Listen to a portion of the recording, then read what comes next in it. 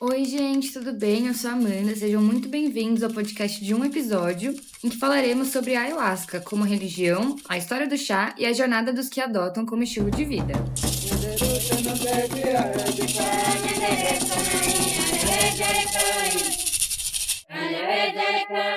Primeiramente, a ayahuasca é uma bebida tradicional de origem amazônica, utilizada em contextos ritualísticos e medicinais, por povos indígenas e comunidades espiritualistas.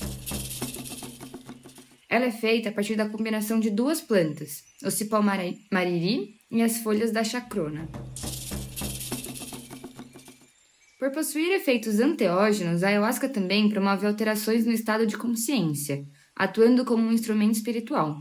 Os efeitos de curto prazo do uso do chá de ayahuasca variam de pessoas para pessoa e podem incluir visões como divindades, paisagens e pessoas, que podem ser observadas com olhos abertos ou fechados e apresentam alguns sintomas físicos, como diarreia, vômitos, tremores, aumento temporário da pressão arterial e náuseas logo após a ingestão da bebida.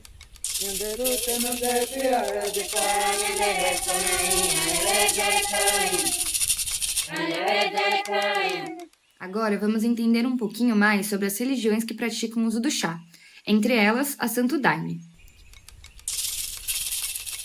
A Santo Daime surgiu no início do século XX, na Amazônia, com Raimundo Irineu Serra, conhecido como Mestre Irineu, um neto de escravos do Maranhão.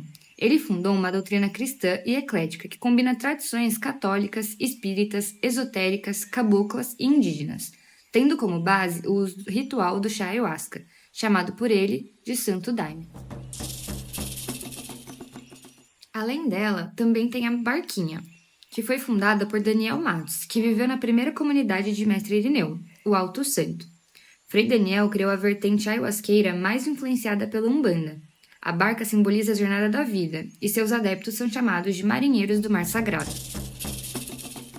E para finalizar, temos a União do Vegetal, que foi fundada por José Gabriel da Costa, o Mestre Gabriel. Segue um rito sem símbolos religiosos, como velas ou imagens. É baseada na reencarnação.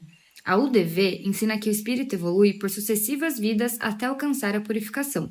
Seu foco está na concentração mental e na evolução espiritual, com influência do espiritismo kardecista.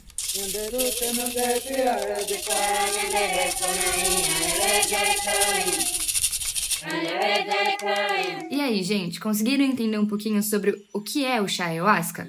Agora vamos um pouco mais a fundo com a nossa participante Isabelle. Oi, gente. Então, para quem não sabe, eu faço parte de um grupo que é da religião da União do Vegetal, que chama CDI, Centro de Desenvolvimento Integrado. E eu fiquei responsável por chamar a pessoa entrevistada. E eu chamei uma pessoa muito especial, que é o mestre-geral do grupo que eu participo. Ele chama Marco Aguilera.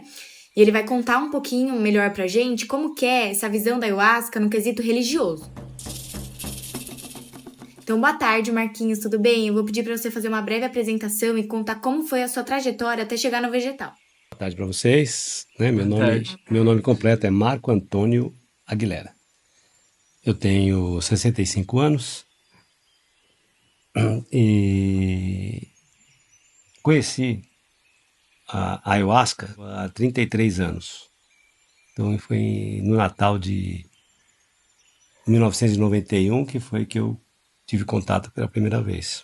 Em 10 de fevereiro de 1922, na Bahia, nasceu um menino chamado José Gabriel da Costa. Aí chama a localidade de Coração de Maria, em Feira de Santana, na Bahia. Aí quando ele estava por volta dos 18 anos, ele foi morar em Salvador. Viveu lá um tempo, e quando foi nos anos 40, o governo do Brasil estava incentivando os nordestinos a irem para a floresta amazônica colher o látex, né, para fazer borracha. Então ele foi para o Acre naquela época e se estabeleceu em vários lugares, mas basicamente num assentamento para a exploração da borracha. Depois de um tempo ele ficou sabendo que existia um chá que os índios usavam e que os brancos também, mas que era assim, era usado assim mais recreativamente. Os índios usavam para cura, para caça, pra ajudar na caça, e os brancos mais por curiosidade, assim, tinha alguns rituais e tal. Mas que esse chá permitia eles terem visões, lembranças, fazer contatos com pessoas que já tinham morrido, coisas do tipo. E ele ficou muito interessado em conhecer. E a gente usa nas nossas cerimônias esse chá para auxiliar as pessoas a compreender aquilo que está precisando e compreender os ensinamentos que o mestre deixou. São baseados na, nos ensinamentos de Jesus e de outros mestres também, né? De Jesus e de Salomão. Então, essa religião da União do Vegetal é uma religião cristã reencarnacionista. Tem os ensinamentos de Jesus como a linha mestra do trabalho e acredita na evolução do espírito pela sucessão das encarnações. A gente sabe que existe um grande preconceito com o uso da ayahuasca dentro da nossa sociedade, desde dentro da religião ou, enfim, para outro tipo de consumo. Mas eu queria saber se existe regulamentação para isso e como que ela acontece exatamente. Então, nos anos 70 até os anos 80, muitos pesquisadores estudaram esse chá, apoiado inclusive pelo governo federal. Então, o governo federal apoiou um grupo de estudos multidisciplinares, médicos, advogados, psiquiatras, psicólogos, antropólogos, assim, uma grande quantidade, que fizeram muitos estudos, muitas experiências, e comprovaram que o chá é absolutamente inofensivo à saúde. Não tem nenhuma contraindicação. E que, a partir desse estudo, o governo federal criou uma resolução normativa que estabelece, que regulamenta o uso do chá por qualquer pessoa, inclusive mulheres grávidas e crianças podem usar, que é absolutamente inofensivo à saúde. Deixa eu te fazer uma pergunta, Sim. por curiosidade. Como você descreveria a sensação, o efeito do chá? Você conseguiria comparar com alguma coisa? Não. Tipo, é muito diferente, É. Porque quando as pessoas pensam, aí seria um preconceito mesmo, meu, né? Principalmente, quando as pessoas pensam no efeito de algo alucinógeno, né? Não, então é assim, né? Oi? Anteógeno. Anteógeno, né? Então, vamos lá. A gente pode chamar de alucinógeno, né? Porque a gente vê um monte de coisa, mas não é a palavra correta. O vegetal, a gente pode ter experiências muito fortes, mas a todo momento a pessoa está consciente do que está acontecendo, sabe que aquilo que ela está vendo, aquilo que ela é efeito do chá. Consegue se lembrar de tudo depois. E consegue usar tudo aquilo como um efeito positivo e construtivo na vida. A gente continua totalmente responsável, se precisar dirigir, a gente dirige, a gente está sempre assim consciente. Então, não é alucinógeno porque é por causa disso. Eu queria que você contasse um pouquinho a história da Mestre Elza, que foi a fundadora do CDI, e qual foi a jornada dela até a criação do CDI. Então, a Elza Carolina Piacentini foi uma pessoa sempre muito ligada em autoconhecimento, sempre muito interessada em estudar diversos mestres.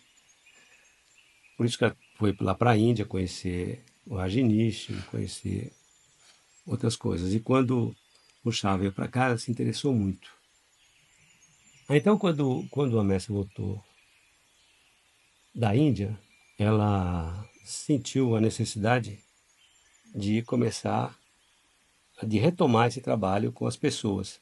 Ela era terapeuta também, mas ter um trabalho firme e constante no uso do vegetal. Então, ela reuniu um grupo de amigos que conheciam o chá bem pouco, eles não tinham 10, e que sabiam preparar o chá. E mais outros amigos e alguns clientes dela. E nessa época eu era um dos clientes dela que estava fazendo terapia por causa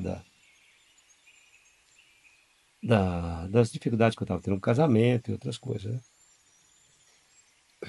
Em que ela preparou um tanto lá do chá e teve uma sessão à noite, do dia 24 para o dia 25, uma sessão de Natal, que foi a primeira sessão inaugural desse grupo que nós participamos até agora.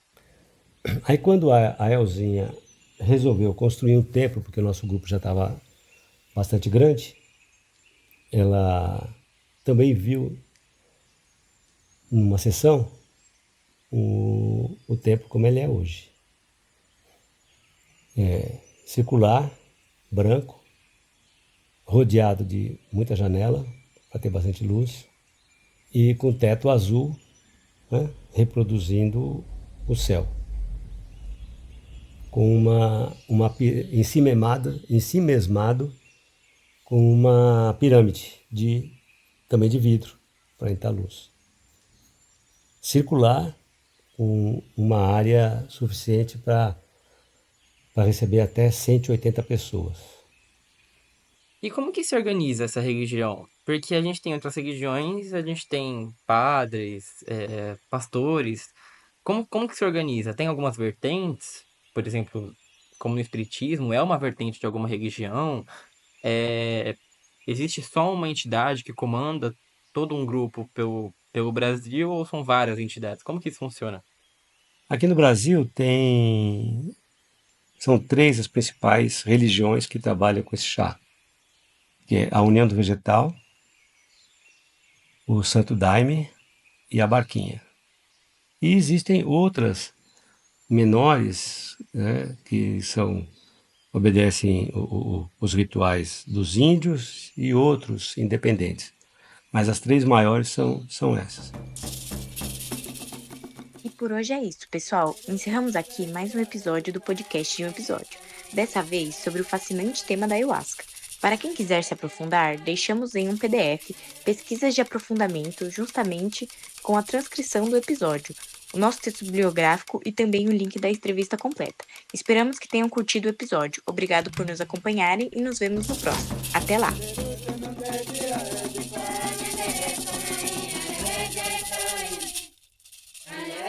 Aleluia.